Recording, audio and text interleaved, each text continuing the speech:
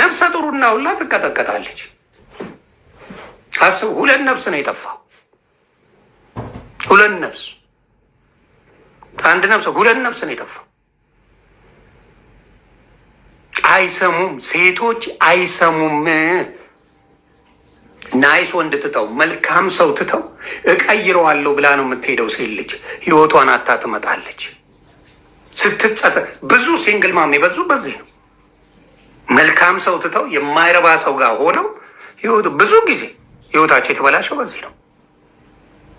ጥገኛ የመሆን ነገር ነው ሴት ልጅን ብዙ ጊዜ ጎዳት። ጥገኛ እንዴት ነው አንቺ 25 ዓመት 26 27 ዓመት ሆነሽ ጥገኛ የምትሆኘው? እንዴት ነው?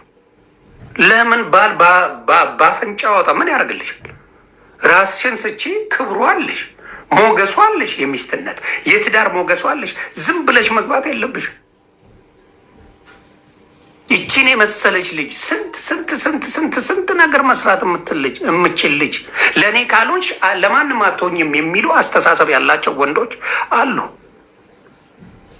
ለእኔ ካልሆንሽ፣ እኔን ካልወደድሽ፣ ከእኔ ውጪ ሰው ካየሽ ብሎ ህይወት። ሴቶችም እንደዚህ አሉ። ቀናተኛ መረን ሴቶች አሉ። ቀናተኛም የሚዘገንን ቅናት ያላቸው ውሃ ቀጠነ ብለው የሚቀኑ።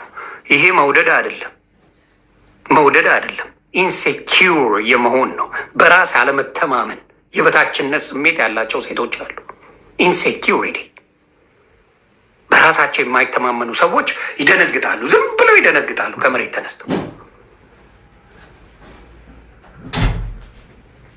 አሳዛኝ መረጃ የድምፃዊ አንዱዓለም ጎሳ ባለቤት ማለትም ቀነኒ አዱኛ በአሁኑ ሰዓት ህይወቷ እንዳለፈም ተሰምቷል። ያውላችሁ እንደምታውቁት አንዱዓለም ጎሳ በተለይም ደግሞ በኦሮምኛ ዘፋኝነቱ የሚታወቅ ሲሆን አሁን ላይ በተሰማ መረጃ ባለቤቱ ማለትም ኋላ የምትመለከቷት ቀነኒ አዱኛ በአሁኑ ሰዓት ህይወቷ እንዳለፈ የተነገረ ሲሆን ፖሊስም አሟሟቷን እየመረመረ እንደሆነ በአሁኑ ሰዓትም ተነግሯል። በዚህ ጉዳይ ላይ ተጨማሪ መረጃ ከተሰማ እየተከታተልኩ የማቀርብላችሁናል። በዚህ አጋጣሚ ግን አሁን ላይ በተሰማ አሳዛኝ መረጃ የድምፃዊ አንዱዓለም ጎሳ ባለቤት ማለትም ቀነኒ አዱኛ በአሁኑ ሰዓት ህይወቷ እንዳለፈም ተሰምቷል። ያውላችሁ እንደምታውቁት ትናንትና ለልደቷ ብላ ሜካፕ ስትሰራ የነበረች ሴት፣ ቪዲዮ ፖስት ስታደርግ የነበረች ሴት ሌሊት ላይ ከ5ኛ ፎቅ ላይ ራሷን አጠፋች።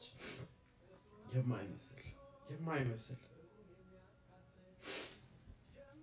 ለምን አጠፋች? አጥብታም ከሆነ ምን ተብላ ምን ተደርጋ? በዛን ሰዓት ግን እኔ እንደሚጠረጥረው ታገላ ነው የተወረወረችው ከፎቁ። ስለዚህ አፓርትመንቱ ካሜራ ካለው ካሜራ በደንብ መጣራት አለበት። ከዛ ውጪ ደግሞ ጎረቤቶች የበፊት ላይፋቸውን ከባሏ ጋር እንዴት ነበር፣ ይጨቃጨቃል ወይ፣ ይደባደባል ወይ የሚለውንም ጭምር መጣራት አለበት። ራሷን አጠፋች ምናምን ጭራሽ አይመጣውም። እኔ ቀነኒ አቃታለሁ። ይሄን አትወስንም።